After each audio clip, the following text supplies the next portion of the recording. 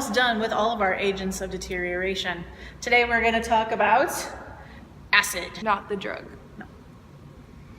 No, this is more acid in your papers mostly, but there's acid everywhere. Where to even start? If you do any sort of scrapbooking, you find acid-free paper, acid-free glue, acid-free tape. You want acid-free stuff. Because acid is going to eat away at pretty much anything. The acid in your fingers, when you touch things, it eats away over time. It does. Even metal. If you touch metal even once, your fingerprint can leave a mark. That's why we wear gloves. The acid and oils in our fingers do that. Inherent vice is things that will destroy your object in your object.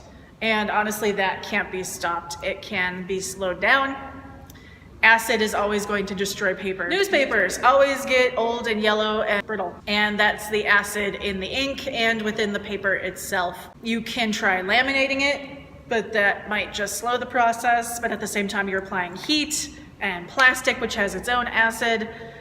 It's not good. There is no way to permanently preserve newspaper. Its inherent vice is just going to destroy it. So that's why we take pictures and we put them on things that we can look at newspapers at later. Everything has inherent vice.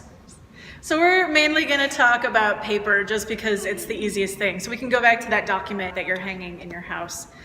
Paper, to preserve it, there is acid-free or pH balancing spray that you can spray on it. Again, be careful because that moisture could hurt it too, so follow the directions. You can get the acid-free backing that Kim talked about earlier. That is going to help. If your document isn't in a frame, you want to keep it in an acid-free folder of some sort, or at least put some acid-free paper in between all of your pages. And even with paper and tissue paper, there's pH balances that you want to worry about. So just, again, do your research. It's all about research, my friends. So the Canadian Conservation Institute has a whole set of papers that if you really want to go further into the agents of deterioration, how to preserve your specific object, whether it's textile, paper, leather, etc., just look them up. They've got whole huge binders worth of information, and it's all online. Know what you're handling and know how to take care of it. Ooh, good. In fact, just as an addition, try not to handle your object as much as possible. Moving it is dangerous, so plan your move. Know how you're going to move it. And be careful. We have one more agent of deterioration for you next week. Well, two more in one video. Then we'll talk about some other things. Museum fun.